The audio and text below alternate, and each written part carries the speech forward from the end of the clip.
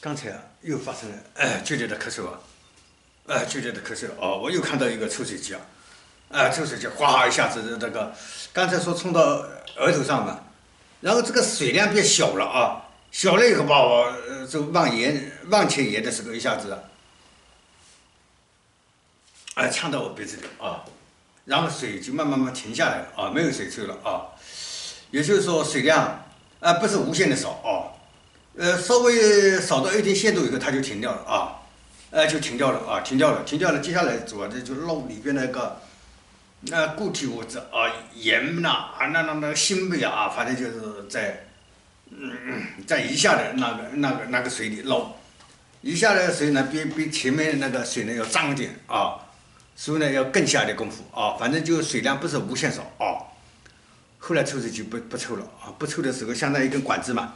前面的把我喷的时候从我额头这边往后喷就没碰到鼻子里边，然后这回我这个前方水这个水量少的时候哗一下子掉到我前额这边就呛到了，所以咳嗽知道了是这么回事也就是说这个水不是无限的减少这个抽水不是抽的无限减少，抽到一定量以后就不抽了然后就用其他方法直接在海水里边过滤好，知道了再见再见。